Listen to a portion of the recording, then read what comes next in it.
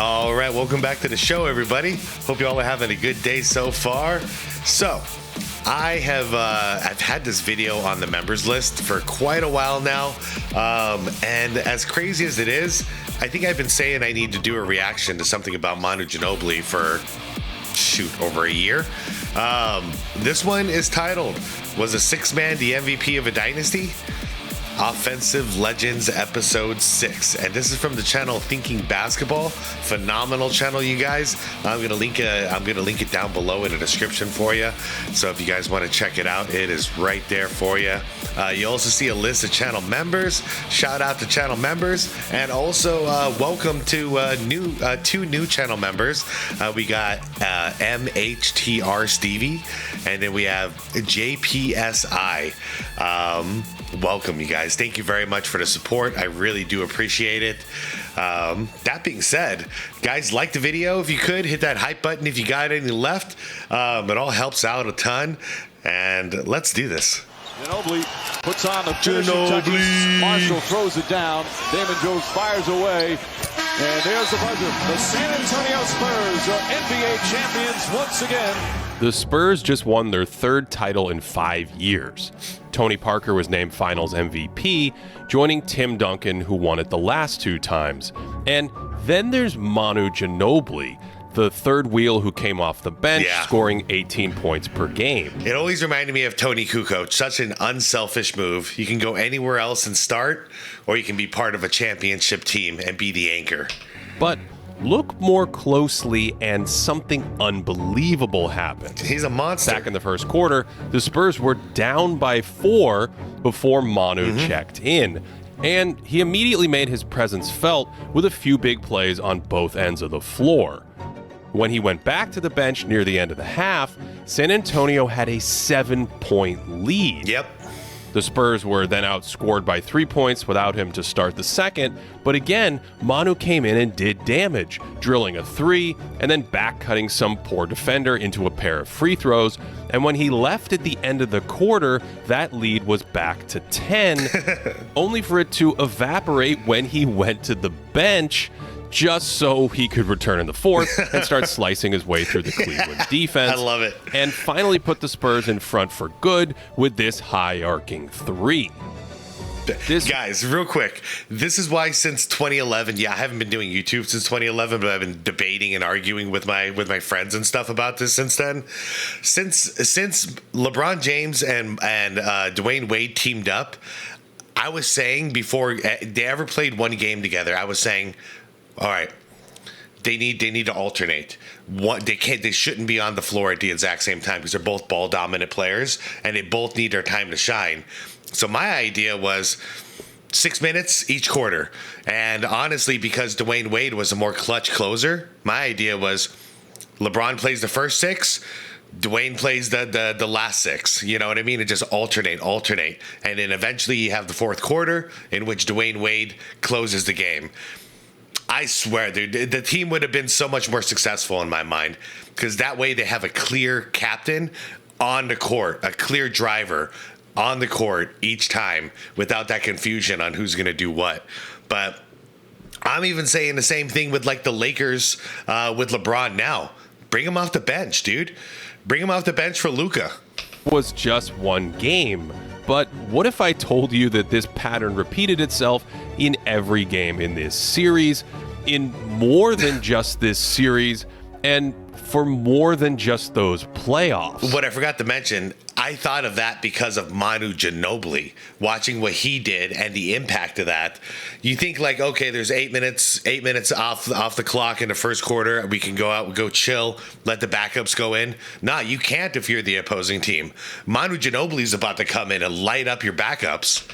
That Argentina's flying man was way ahead of his time, that he was far more than one of the greatest 6 men to ever play, and at his peak, that he was a superstar hiding in plain sight. Yeah, that team was so good. Such a good team.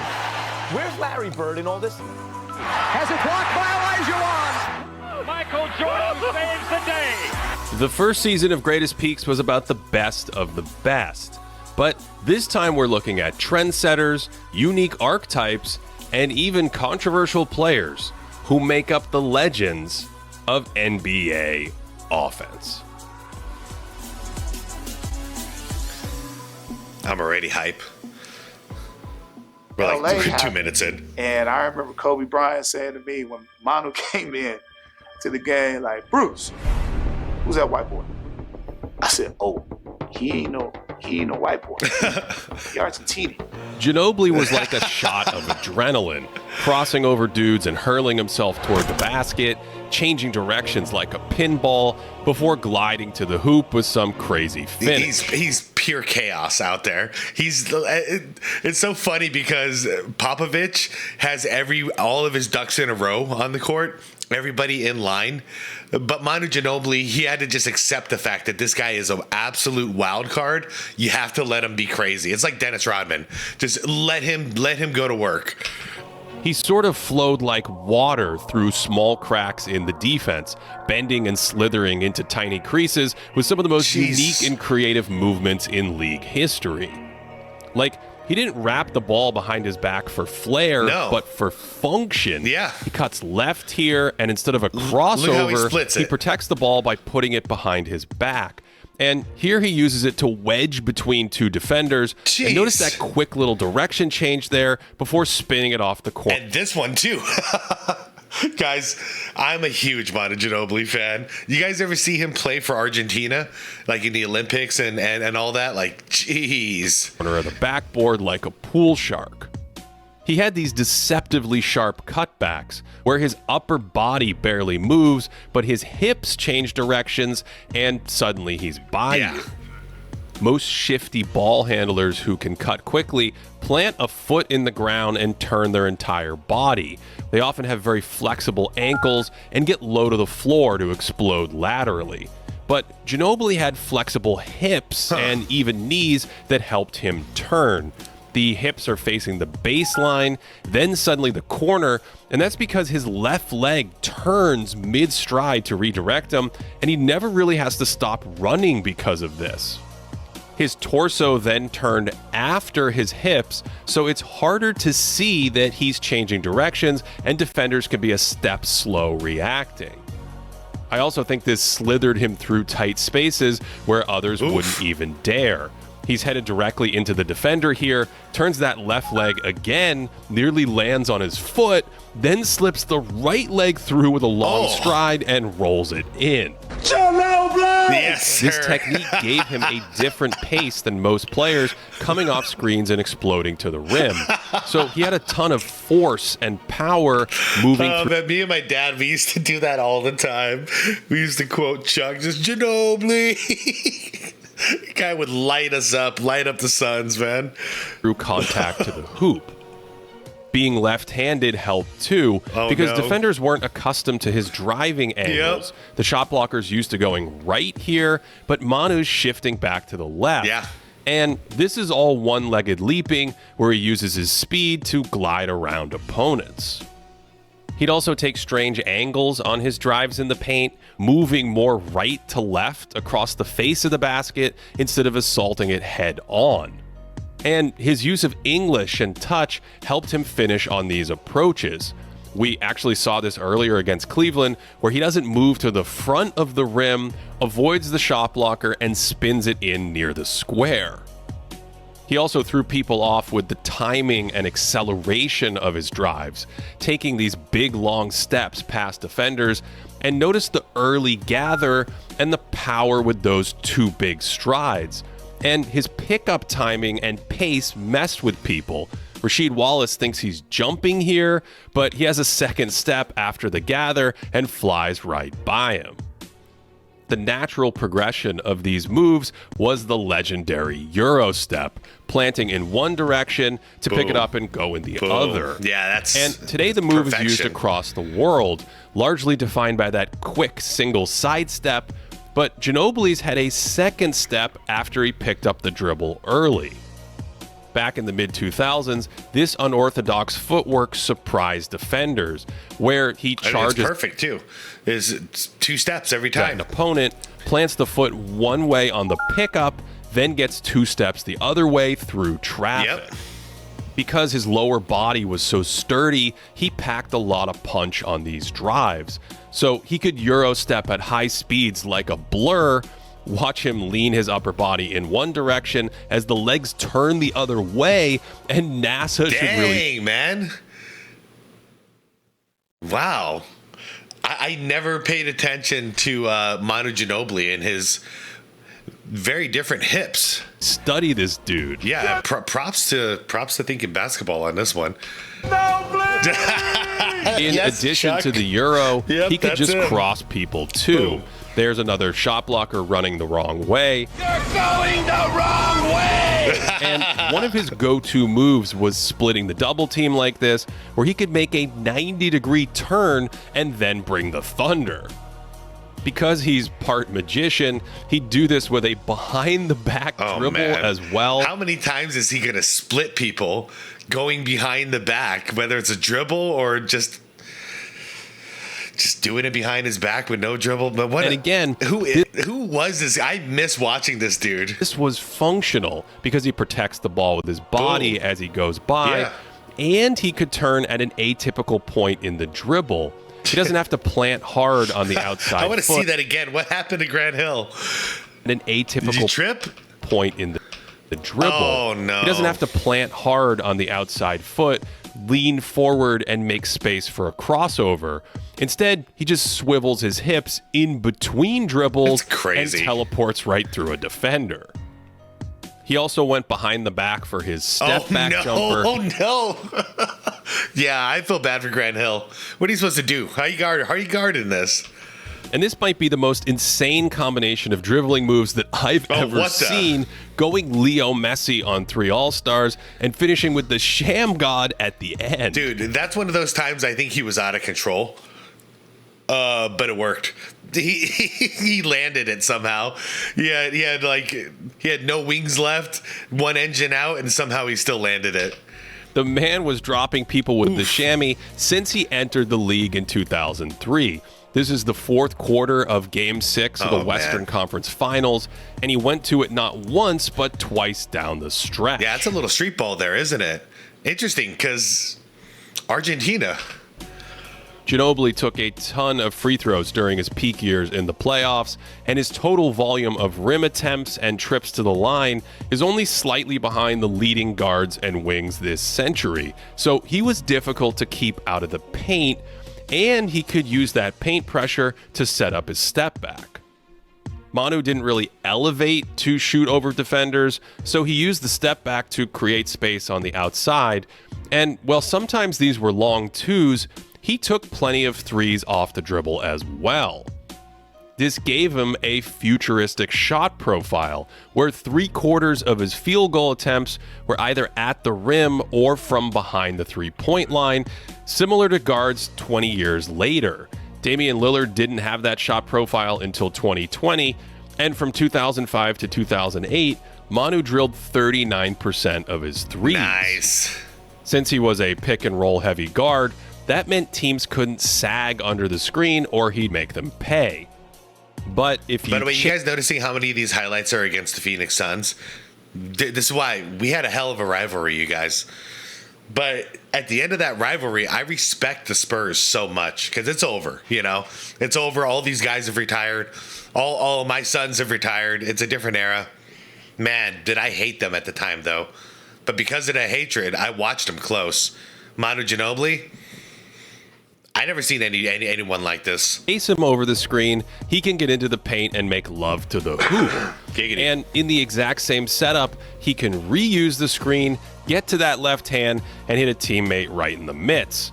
Or if Duncan doesn't roll, he can Euro step into space and kick it out when the extra defender is pulled over to stop that left hand.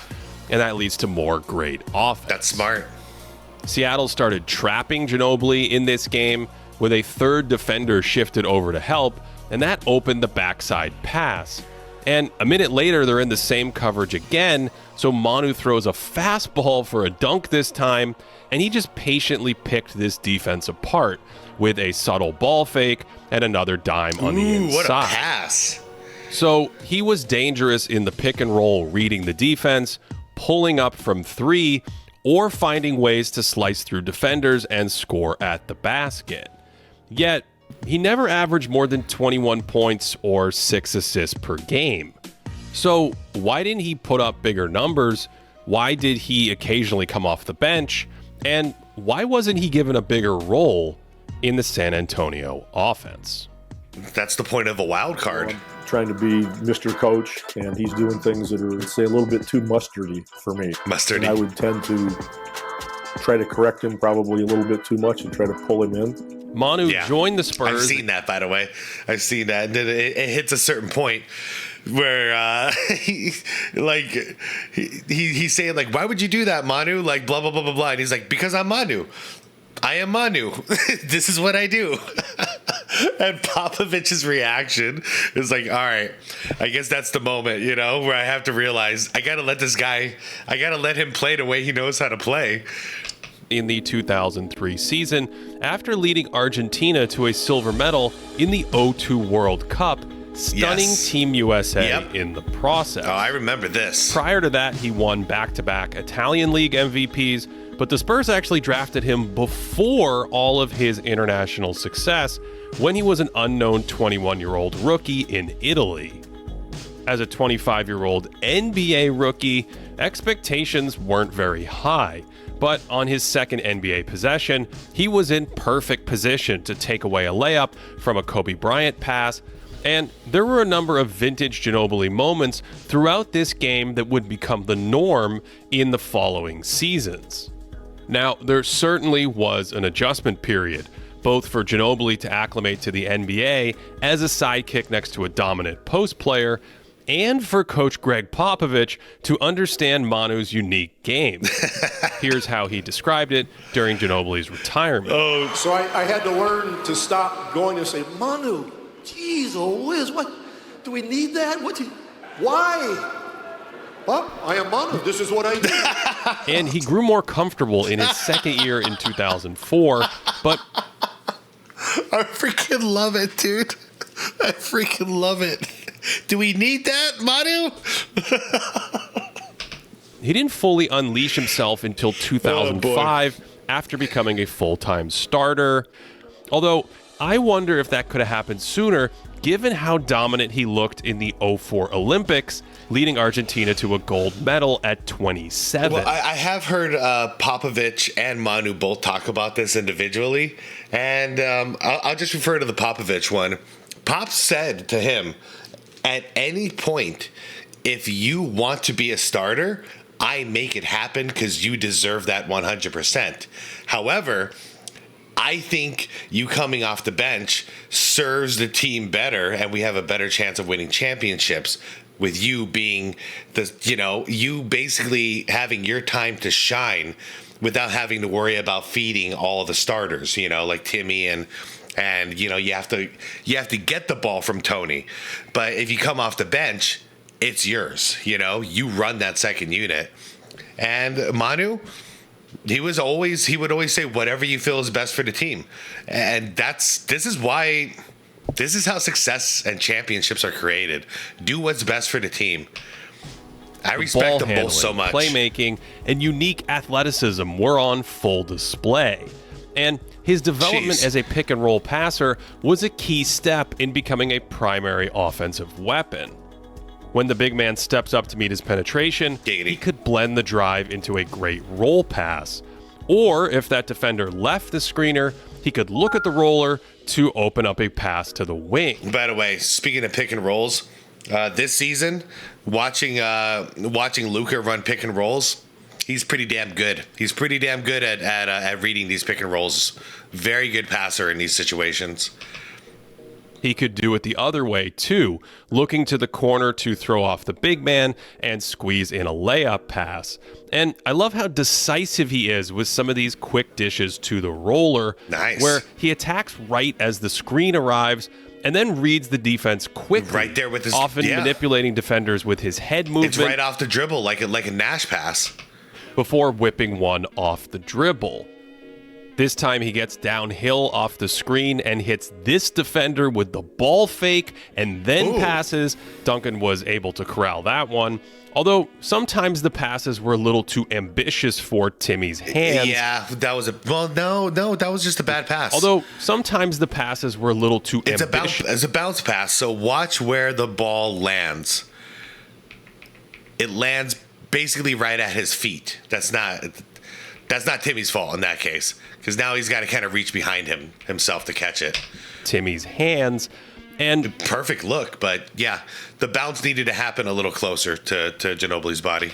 Other times, Manu was trying to hit a home run, and they weren't on the same page. Oh yeah, he wanted him to cut. He could be a little overzealous with some of his deliveries on some of these big ideas, or as Tony Parker put it, because when Manu is two pass, you have the legend pass that everybody will talk about, one unbelievable pass, and the stands to the fans pass. I don't think he was actually that aggressive on some of these reads, though. I know what he means. If anything, he could have a few blind spots when operating from up top, maybe because he wasn't tall enough to see over bodies or find the right angle.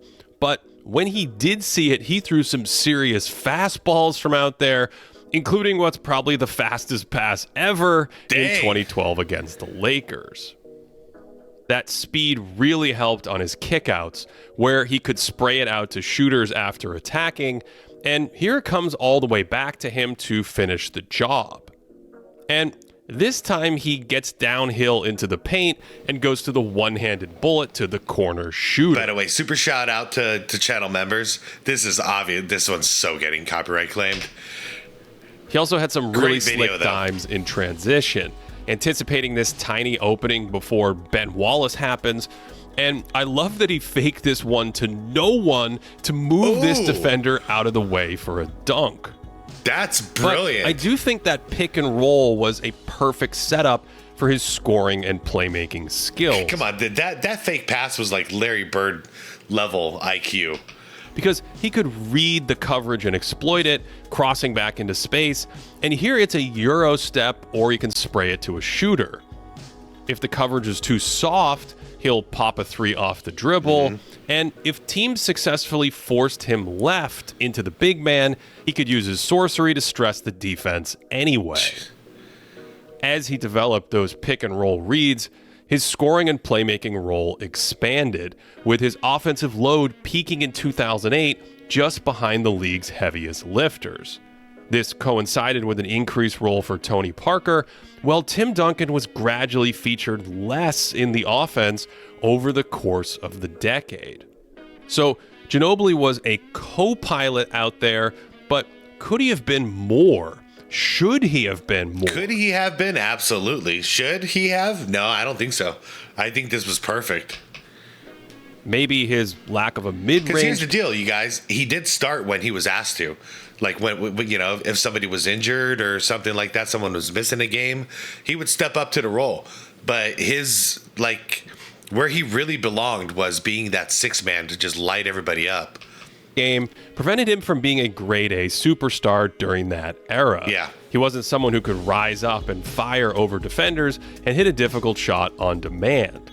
But I actually think that was a minor blessing, because instead of forcing inefficient mid-rangers, he would often have space to shoot, but instinctively look for something better and more efficient.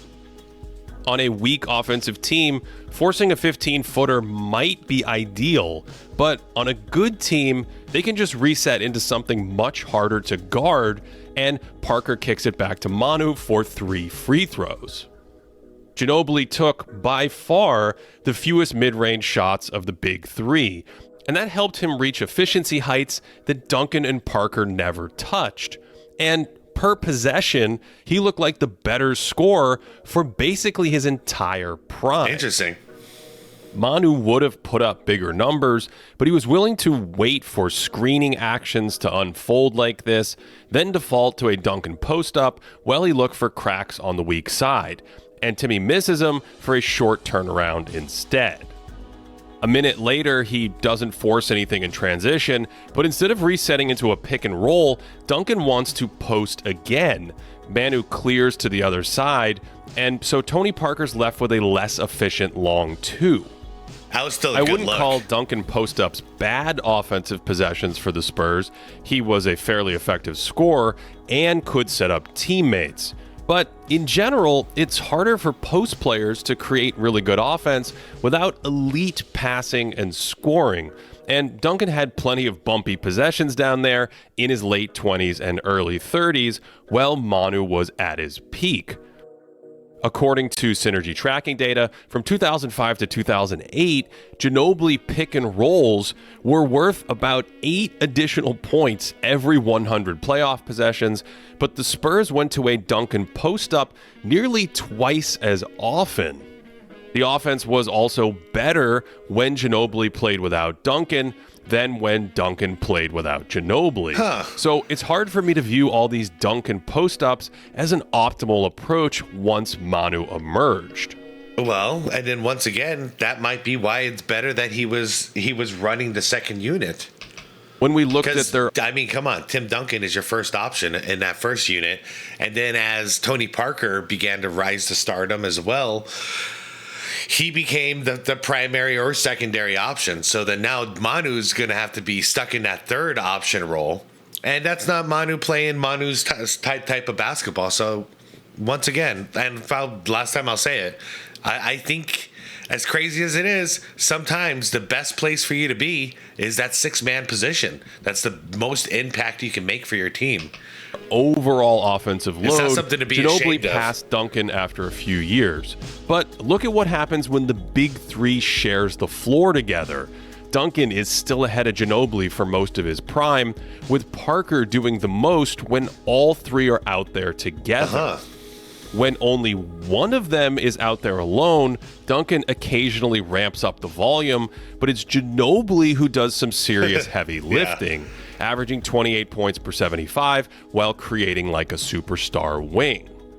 So, despite looking like the best scorer and playmaker on the team, Manu took on the smallest role when the big three played together. Yes. But without the benefit of 2020 hindsight, just how valuable was he playing this more complementary role next to two other stars? I remember him being great at that role as well.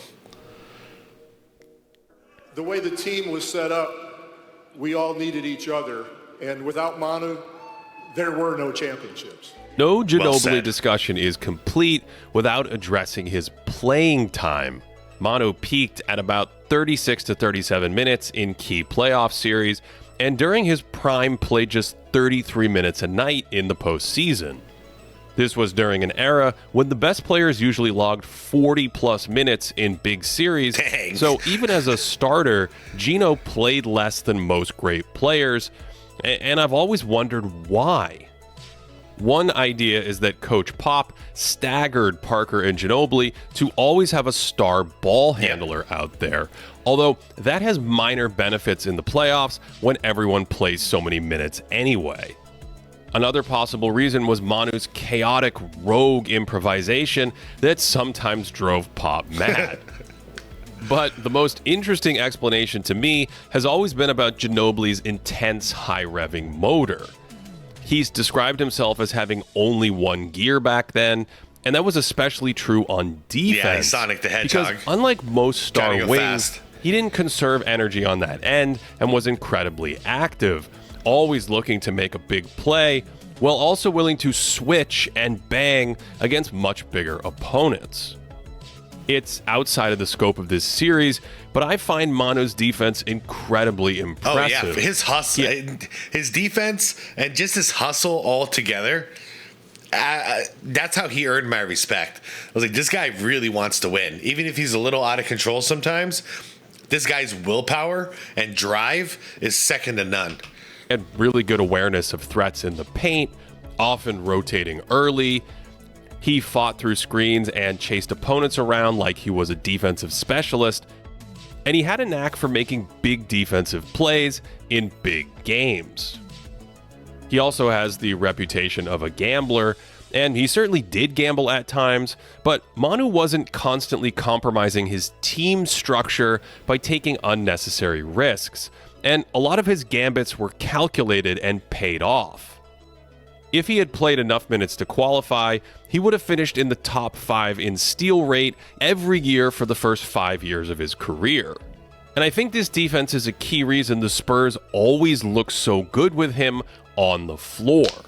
From 2005 to 2007, San Antonio outscored opponents by a whopping 13 points per 100 with Manu in the game. Jeez. Nearly 11 points better than when he sat on the bench. In the same time frame, the Spurs were plus 12 with Duncan on the court, and they saw a 13-point drop-off when he went to the bench. So, balance. Per possession, they look like co-captains of the ship. Yeah, it's perfect balance. No drop-off. Maybe Manu Once again, why in the beginning of this video, I talked about like why I thought LeBron and Dwayne Wade should swap out for each other. That way there's zero drop-off. Play more because of his style, in the same way that pace and space stars today play less because of the increased demands on their body. Ginobili hustled his way into his share of injuries, and there should be books written about his toughness. This is from a postseason game he played with a broken arm, crashing to the floor, then just a few seconds later, flying in to steal an offensive rebound and create another shot for a teammate. He once ruptured a testicle and somehow walked off without crying like a newborn. Are you kidding me? Though I suppose that's nothing for a man who swats bats out of the air. Anyway, the point here is that he burned bright all over the court, and that might have optimized his overall value while capping his minutes. Even on offense, despite running possessions through Duncan and Parker, Manu was still active away from the ball.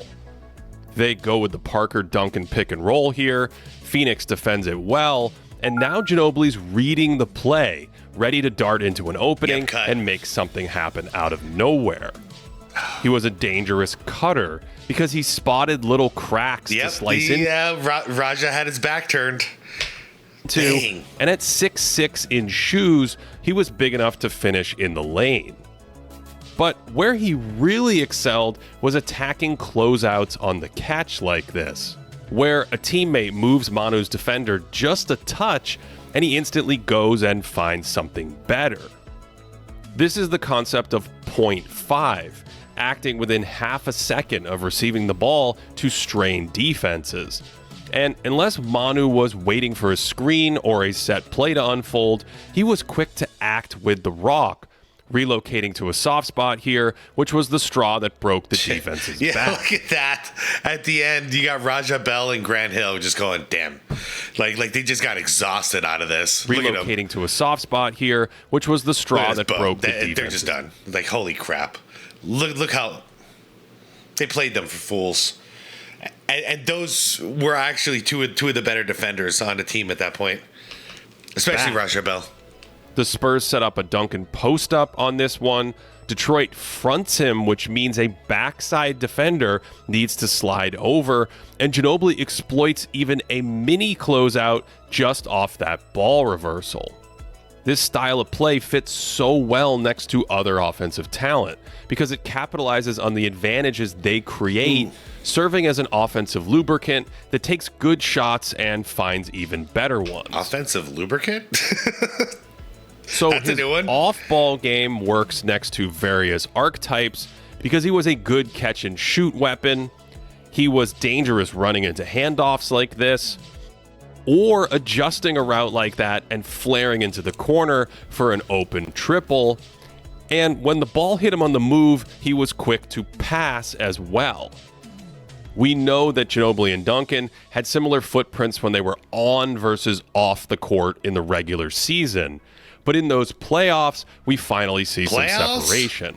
The Spurs outscored opponents by 8 points per 100 with Duncan on the court and Ginobili on the bench. And they were outscored by 3 points per 100 when Manu played without Timmy. That's the first major piece of evidence we've seen that suggests Ginobili was more of a sidekick. And it's completely wrong. It's actually Manu's minutes that the Spurs dominated and Duncan's units who were outscored without Ginobili. Wow. Yes, that's right. the Spurs won 2 titles and made 3 conference finals by crushing teams with Ginobili on the court, and then struggled mightily when he went to the bench. Remember, these are small samples, and Duncan played 6 more minutes per game, so his impact couldn't be as targeted, but this same pattern holds from 2004 to 2011, where San Antonio was better in Ginobili's playoff minutes in every postseason other than 2010. That's crazy. Manu also looks like the better player in our box score model in more than half of those series. And along with the regular season signals, that gives him a pretty good argument as the most valuable Spur during his prime years.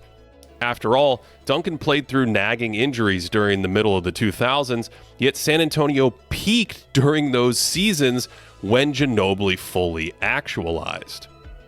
Personally, I'm skeptical that he could have played 40 minutes a night and carried a franchise, but on a well-built team, he was an amazing two-way player who provided some monumental impact throughout his career. So, despite coming off the bench, and despite his reduced minutes, I think there's a strong case that Manu Ginobili was San Antonio's other superstar.